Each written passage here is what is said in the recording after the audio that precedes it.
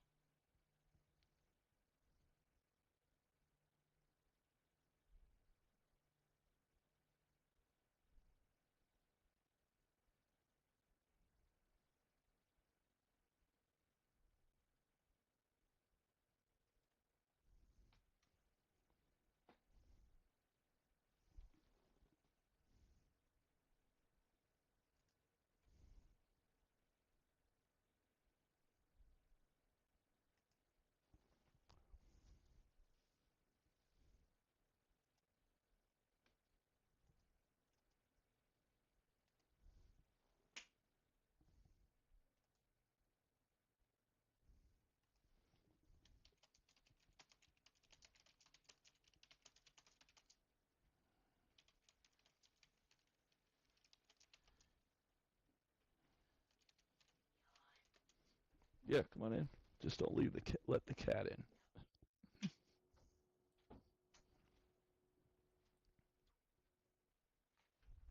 All right, I've got 2 o'clock, so I'm going to get started. And thank you all for coming. Um, Thank you all for coming to my talk, and I see people are still putting information about themselves. That's awesome. I like looking over the chat and never know who's going to show up okay for these presentations. But I'm Dr. William F. Schmachtenberg, and Real Life and Day Miami in Second Life.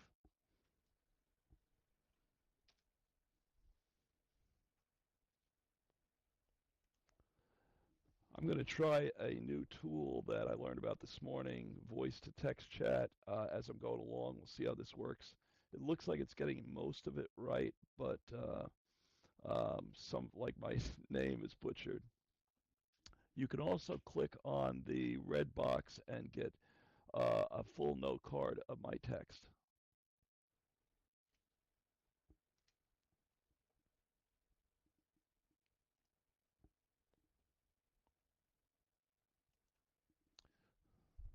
This is the third in a series of talks I've given at Virtual World's Best Practice in Education, research that was based on work that I did for the Virginia Museum of Natural History for Dinosaur Day.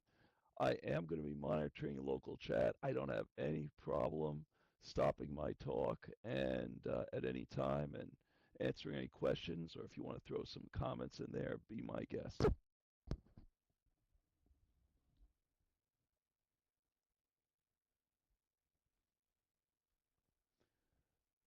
And if I'm going too fast, please feel free to just type slow down or something in the chat.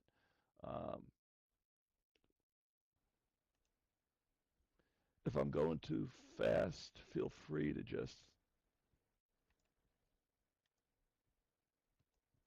If I'm going too fast, just feel free to type slow down in the box, and I'll try and take advantage. Try and do that.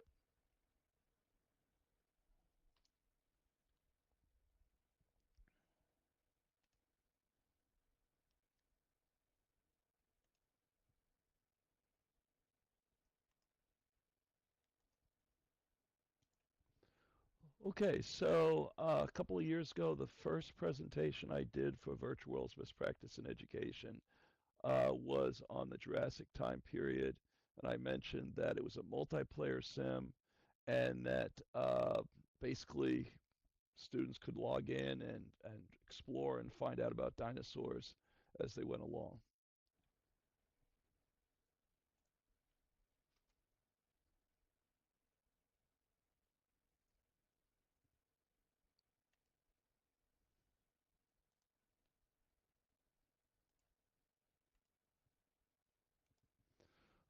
Here you see an example of,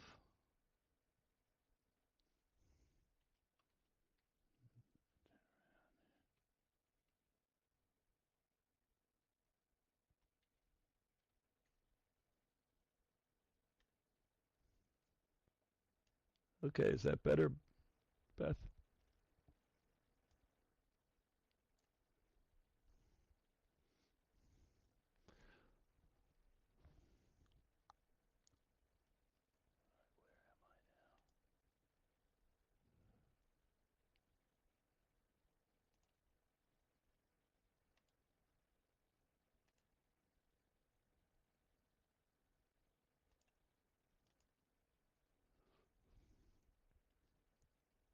Okay, so when I got to the museum, I had a couple of students that were going into the multiplayer version of the game, and a student could actually watch what was going on.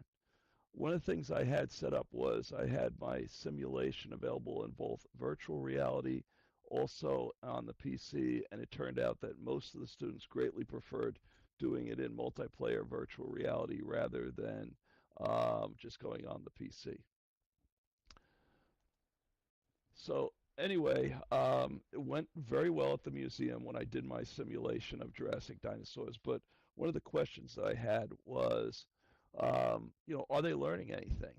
So what I did was I came up with a pre-quiz and a post-quiz. I went back to my old high school and I asked some of the students there if they wanted to try my virtual reality simulation of the Jurassic, and I got many takers. And here are the results from that first experiment. What I found was students that would just put in virtual reality and they weren't given any lecture, even though all the answers were in the virtual reality simulation, um, then the scores only went up 10%. Okay, what I found was a better method of doing things was to use the virtual reality simulation as a teaching tool. So I would stand behind them while they were in the simulation. I'd say, hey, look at this, look at that. And when I use it as a teaching tool, rather than just having them go in by themselves, the scores went up 32%. Beth, if you click on the red box, you'll get a note card with my text, so you can follow along that way. Then in 2024, I did a simulation for the Cretaceous, much more involved. I was working with Erin LeCount at Dinosaur Ridge, and she gave me not only the dinosaurs that should be in the simulation, but also told me where to find models of those dinosaurs. And here you see a screen capture from that simulation of a Triceratops and a T-Rex dinosaur. So I created the simulation 24. Okay, and then in 2025, I went back to the Virginia Museum of Natural History, but I ran into some technical multiplayer problems, and I'm not going to get into exactly what they were unless you really want me to. And I decided to just go with a single player virtual reality simulation, which was still pretty popular. And here's the results. Not bad. Again, I did a pre-quiz, I did a post-quiz, and I found out that the scores went up 32%. So I came up with 10 questions, and guests to the museum improved their scores by 32% with the VR simulation. The big surprise was my team told all the parents that really this technology was not designed for young children, that Meta intended this for 13-year-olds and older, and parents didn't basically care. They said, it's okay. Put the VR headset on them. The average age, I recall, was 11, but I had kids as young as 2-year-olds going into the VR. Parents taking pictures of their kids in a VR headset was popular. I said this may replace pictures of Santa in the future. So, end of 2025, things are going well with the Cretaceous, so I'm thinking there's only one time period left, and that's the Triassic, 212 million years ago. So I started collecting information to create the VR simulation. By the way, all of these were done in Unity. I'm going to talk to you in a minute about one that was not. And so what I got was a Coelophysis dinosaur. And by the way, that model I imported into Second Life, and you see him on the walkway above the screen and also on the side there. Um, so I brought into the Coelophysis dinosaur into Unity. Also brought a phytosaur skeleton in. Those wooden poles that you see there are petrified wood logs that are found out in Arizona. And here's an example of a multiplayer game that I created. This one was actually PC based, but I work with a child in Arizona that was 5 years old at the time. And I brought him in. He had a ball. And what was interesting was that I brought him in, I showed him the dinosaur, and I showed him the environment. And then a couple minutes later, he said, "Yeah, I want to play it again." So we went back in. And this time he came up with a hide and seek game in the virtual world simulation, which I thought was really cool. That here you had a young child that was bringing a real life game into a virtual world. So he's clearly ready for the future. In October 2024, I took a trip to Connecticut Dinosaur State Park, and I met with Mike Ross, the park ranger at Dinosaur State Park. He liked the idea of a Triassic VR sim, but instead of Unity, he wanted me to use the Unreal game engine. He had some concerns about legal licensing. I got a tour from Mike of the park, and the main thing he showed me were dinosaur footprints and reconstructions of a kinetic during the Triassic and Jurassic time period.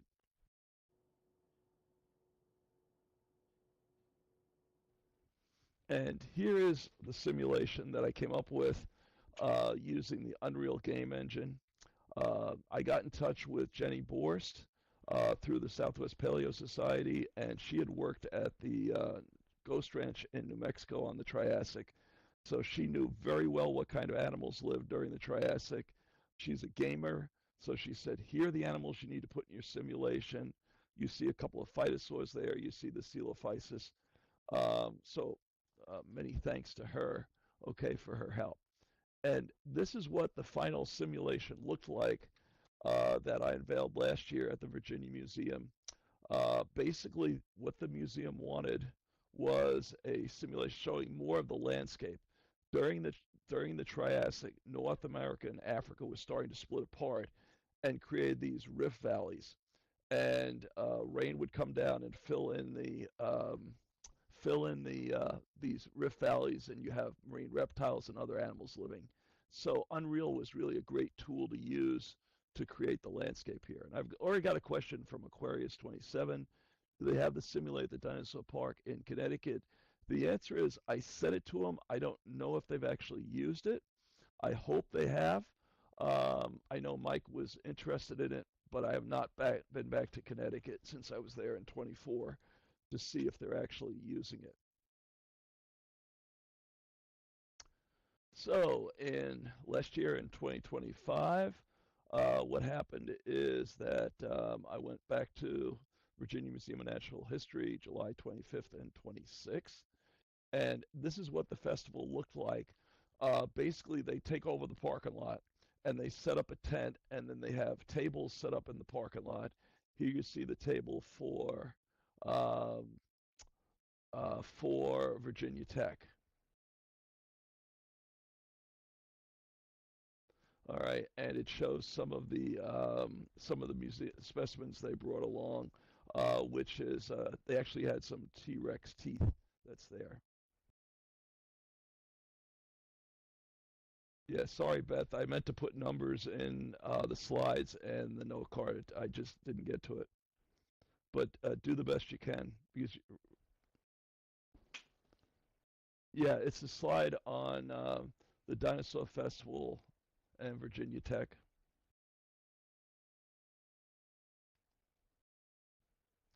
All right, so here's my team. We were given the basement classroom, and you see I'm on the right, and Darian Bradley is on the left, followed by Logan Howell. Darian went to Virginia Tech with a background in dinosaurs, and Logan also he worked out west in Wyoming studying dinosaurs. So I had a couple of really good helpers, and that's one of the things I learned a couple of years ago. You can't run an event like this just by yourself. You have to have a team. And the past, I had 5 people. Last year, I only had 2 because we were inundated. We had 2 years ago, we had hundreds of guests coming through and couldn't keep up with them. But last year, it went pretty well. Bad news was virtual reality didn't work. I had everything laid out, and I had this amazing VR experience. And then just before I was going to go to the museum, I don't know what happened, but the technology failed. Well, we all know that happens. So what I did was I decided the VR is not going to work, and so I went to the PC version. And the guest still had a good time. Here you see a parent with her son, and he's on a laptop and he's navigating around in the environment. It wasn't just a static image. He was able to fly around in the environment, which was great because he was able to get a better view of the landscape and the animals. All right, so let's talk about results that you can see on the slide here. Again, I did a pre-test, a post-test, and guests, when they came to the museum, knew 50% of the material that the museum wanted them to know. By the time they were done, they went up to 89%, and I'm proud to say that is the largest increase in improvements in scores that I've seen over the last 3 years. It's a 38% bump, so that went very well. And one of the things we also did, there were 10 questions, no, there were 5 questions last year that were asked. And one of them was things like, did humans live with dinosaurs? And of the 130 guests that I polled, about 80% knew that man and dinosaurs didn't coexist. Then I had about 17% said they did coexist, and 3% wanted to argue with me. uh, but what happened was that I had my 2 helpers. We went through the simulation with the guests, and we said, according to the latest science data, they didn't exist, and we talked about things like how old the dinosaurs were. And Shiloh's asking, is that a 38% increase in students? Uh, Increase in taking STEM classes. That was just from Silo. That was from the pre-test to the post-test. All right, there was a 38% increase. I'm not sure I understand your question there. All right, after that, I was working with a developer in Vietnam, and we had this crazy idea that maybe we could get together some students. The developer in Vietnam had a young girl, and I was working with a family in Arizona, and they had a 13-year-old girl. So I connected them, and we shared files. And the idea was to create an app between the 2 countries. And here's what it looked like. Here's one of the first prototypes that they came up with. We got some free uh, assets off of the Unity Asset Store. And one of the things they tried was to play around with the textures on the dinosaurs. And I think it was the girl in Vietnam actually put a transparent texture on the dinosaur. And I said, that is cool. It's the first time I'd seen it. And it made it look like a ghost dinosaur. So I really like that. And this was running on a PC. The idea that they came up with was to create a 3D platformer game. And this is what the game looked like that they came up with. The guy I was working with in Vietnam was an Android developer. So he took the Unity program and made it so that it would run on Android. So this, and he actually got it working multiplayer as well. So it was really cool seeing a couple of kids in totally different countries working together. By the way, everything you've heard about children in Southwest Pacific is absolutely true. I remember the first time I went on Zoom and was talking to the girl, and we went on video, and she's looking up at the screen, and she goes, "Teacher, ready." And I'm going like, wow, that's different. So she was laser focused. She really wanted to get as much out of the experience as possible. I've taught for 33 years, and I've never had my students in Virginia say, "Teacher, I'm ready to learn." All right. So the next thing that we did after that was I talked with the folks at Dinosaur Ridge and the Virginia Museum and decided to come up with an expanded version of 3D Dinosaur Adventure. So this would be a longer version. The previous simulations I did were intended to be 5 or 6 minutes, something that could be done quickly at the museum. We, I wanted to come up with something to, a longer experience that would take hours to play. And Aquarius is asking, where is Dinosaur Ridge? Oh, thanks for asking. It's located in Morrison, Colorado, which is close to Denver. And I wanted this to be something that'll be friendly to kids, so I put a pickup truck in the simulation. So the idea is that students could either walk around the environment or they could drive the pickup. And as they drove around, they would encounter dinosaur bones and they would appear on the screen. And it turned out I used this simulation in January with the 6-year-old boy in Arizona. He just loved driving the pickup. And he did it over and over again. He drove it around and found dinosaurs. In the lower left-hand corner here, you see a mini map, and I worked with the USGS. That's actually a geologic map of the area, and there are green dots. It's hard to see on there, and if you drive to where the green dots are, it helps you find the dinosaur bones. And this is what it looks like when you find the dinosaur bones. An inventory system pops up, and as you find the dinosaur bones, they go in the inventory. So the first objective is to try and find as many dinosaur bones as you can. And then when you're done with that, what you do is you go into the next activity where you drag and drop them on the skeleton.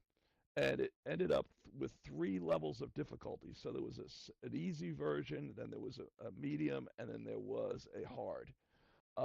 So the easy version, you just dragged the bones right on the screen, and as soon as you dragged them on the screen, they popped right onto the skeleton. If you went to the medium or hard, you had to drag the bones onto where they're actually located on the skeleton. So it was really hard was really difficult. Even Erin had trouble doing it on hard. Then there was another activity that I came up with where children had to drag these tiles, and these represent 7 different groups of dinosaurs. So they had to drag them onto this family tree here, um, and establish what's called a phylogeny. Dale say a local Museum Demeter could use that game. Sure, Dale. You're going to get a link in a minute, and that would be awesome to have that running down by you. And the best part is, I was going to cover this, it's free, so it's a free download. I'll tell you how to get it if you want. All right, so that's the phylogeny. 2 slides here. And then after they do that, they've got an exercise where students can go into a dinosaur prep lab. And what I did was I went to the Virginia Museum of Natural History and I got permission to go through their collections, and I did 3D scans of their bones. And I also went to a museum here on Long Island and got permission to scan some of their bones. So as you're touring around this prep lab, you can actually see 3D scans of actual dinosaur bones. And Sis has a question, merging the 2 simulations. He's saying paleontologists find fossil finds directly with the Triassic simulated worlds. Worlds finds results. I haven't done anything more with the Triassic other than that Unreal game engine version. I've got that. I've got a Unity one. I'm not sure if I understand what you're. Modern World, they find the bones there. I haven't done that with the Triassic yet. No. And here's an example what I meant by a 3D scan. This is a Triceratops horn that's about 2.5 feet in real life, in a plaster jacket. So what I did was I got the bone. It's the actual Triceratops horn. I took it out of the collections and I put it on a trash can. Well, I put the trash can, then I put a wooden board on it, and then put the fossil on it. And then I was able to walk around the Triceratops horn, and the 3D scanner picked up all these images that were then sort of joined together to get this. And so when you see it in the prep rab, uh, it'll pop up in front of you, and then if you use your arrow keys, you can actually rotate the bone one way or another. So that's the prep lab. The Virginia Museum of Natural History also wanted an activity where children would sort the dinosaurs according to the geologic age in which they lived, and that's what you're seeing here. Because they were worried that Steven Spielberg had given the impression that all the dinosaurs lived during the same geologic time period, and that is not true. They lived during very different time periods. So T Rex and Triceratops, they lived at the Cretaceous. Then you have Stegosaurus in the middle. You have something like Coelophysis in the Triassic. Yeah, that was Christy Dethridge came up with that idea, and I said, yeah, I can throw it in there. All right, so these are my conclusions. Virtual world simulations can dramatically increase students' learning of scientific content. Collaboration is absolutely essential between educators, technicians, and scientists to develop accurate models. Some states, such as Arizona, already require students to create or use models in science education. Yeah, I went through the Department of Education's science standards, and I was really impressed. They want students to create models to learn about quantity and scale and perspective. And some of the children in Arizona, we actually used Second Life for this. I had a Stegosaurus model, and I went into Second Life and I blew it up so I could change the scale. I could change the proportions. You could see that if you don't do it right, the model just looks all distorted. So there are some fantastic science standards in the United States. I presume the Department of Education in Arizona was probably not thinking about Second Life or Unity. They were probably thinking of maybe making a diorama, with an old aquarium and where they put plastic dinosaur models in there. Although I wish they would use virtual worlds, obviously. Um, but I think the intent there is a good one, and of course it's up to us to figure out how we're actually going to teach those standards. And so finally, students in different countries should be collaborating to create new sims and apps. And Sis is saying you could have a map showing where these dinosaurs. That is a great idea. Says I haven't done that, but the data is available. In fact, I just went to a talk by one of the staff members at Yale, and that's what he's doing. He's putting together data on dinosaurs for the United States and asking questions like, how come we don't have Triceratops and T Rex in the East, in New York or New Jersey? And we've got plenty of bones out west. And the answer is simple. There was a large seaway that went right down the middle of the United States back when the dinosaurs were living that prevented them from walking from the west to the east. So a map like that not only would be informative, but it would allow people to start asking questions about what was going on. And that is as my talk. I usually shoot for about a half hour of talk because I like to get your questions.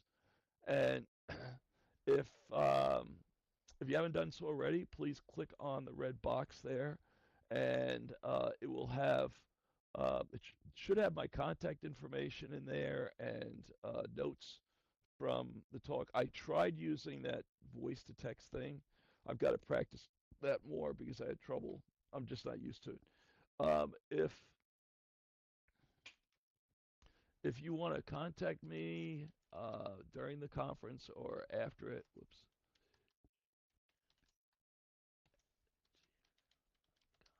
There is my email that I use regularly, so feel free to email me there.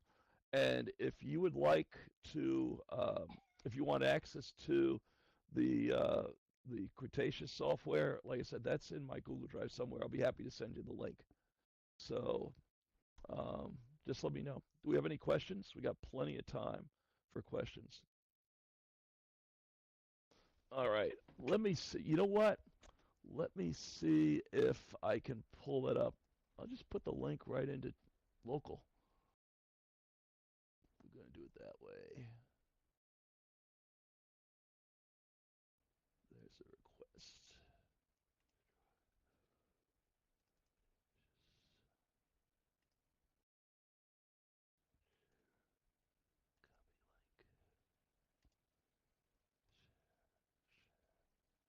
Yep. All right, there you go. There's the link. Have fun. So all you got to do is click on that link, and what you're going to get is a zip file. You download it to your computer. It's got to be PC. Sorry, I haven't done anything for Apple in a while. So you just download it to your computer, unzip it, and then run the application file that's in the folder, and it should run for you. I'll warn you, the truck is cool, but it's buggy. I just didn't get enough time to fix it all up, but um, the kids that I've tried it with really love that red pickup truck. In fact, I worry that they were spending more time driving the pickup truck than they were looking for dinosaur bones. I got a question from Leslie. Do you ever collaborate with the Royal Tyrrell Museum in Alberta? No, but I would like to. So if you've got a contact there, you've got the link. Feel free to introduce me to the folks there. To be honest, I've spent a lot of time with the Virginia Museum of Natural History Museum, and recently I've been working with the American Museum of Natural History in New York City, but on a totally different project. But yeah, I've been through Canada once. I've been through Alberta. Is that where you're at, Leslie? Awesome. All right. Yeah, if you've got my email and the link to the software, please, if you could do a sort of an email introduction, that would be cool. Love to talk to him. Who knows? Maybe I'll get up there. I have been to Montana. I'd like to go to the Museum of the Rockies. Oh, bummer. Okay. Yeah.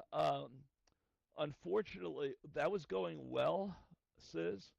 But unfortunately, we ran into some logistical problems with that. Um, I do have a rough sort of prototype of the software. I can probably share it with people that are interested in it. The end goal was to actually create an app and then launch it on Google Play. And I don't know if that's happened yet. I've got to get in touch with the guy in Vietnam. But I would love to see more of that being done where kids in different countries work together. Okay, that's Dale. That's going to be difficult because I'll have to check and see if everybody is okay. What I'd have to do is share the source code with you in order to translate it into Spanish. But email me, and after the conference, I'll look into it and see if that's a possibility.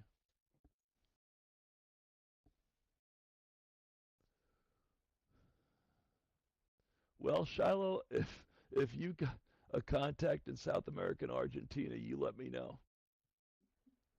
Okay. You know me, I'm always willing to work with people.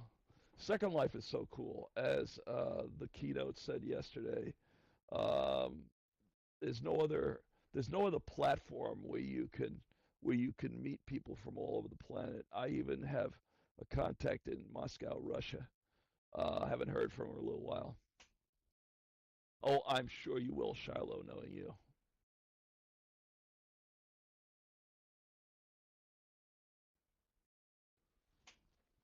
Okay, any other questions or comments? I know I threw a lot at you, probably a little bit too quickly. My slides should be in that red box. So if you want to go back and take a look over in a little more detail, that's fine.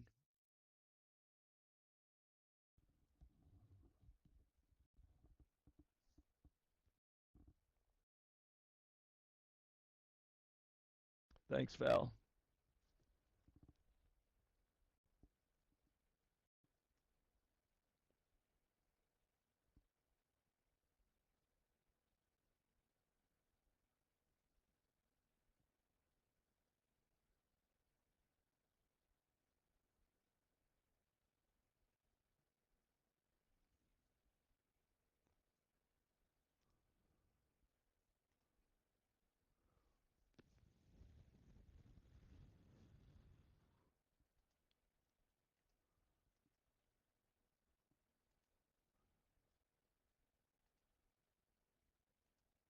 Jay, Yes. um, what are your plans? Are you going to be conduct the workshop again out at Dinosaur Ridge this year or in the next coming years? Is it a funding issue or a time issue? What are your plans? I haven't been in touch with Dinosaur Ridge now for a couple of months. As you know, I'm starting to go off into a different direction. My latest project, and I just did a presentation on this for the Science Circle on trilobites, and I'm doing some research on evolution of a trilobite called Triarthris that's very abundant in New York. So stay posted, and you'll be hearing more about that. Like I said, I belong to the Science Circle group and the Scientia group. I just did a presentation on that. When was it, Shiloh? Last Sunday, I think. And I'll be doing more on that. If you want, I'll send it to you, but I could also post it in public chat. Post what?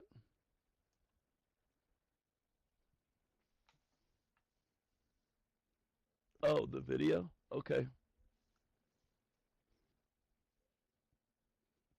Yeah, that would be great. I like those videos because every once in a while I get people that said, "Oh, I wanted to come." I believe these videos are thrown on YouTube. Is that correct? I know that Virtual World's Best Oh, Practice in Education. Yeah, they've got right. a We're going to be putting channel, all of them on. and that's awesome because you all know that you can't get to everything. There's just too much stuff going on.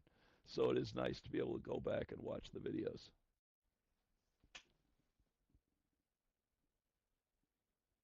All right, thanks, Shiloh.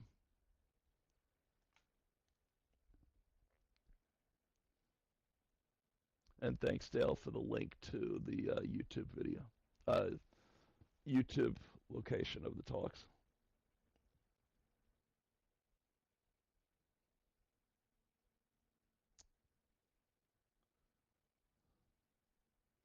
All right, anybody, any other questions or comments? These are great.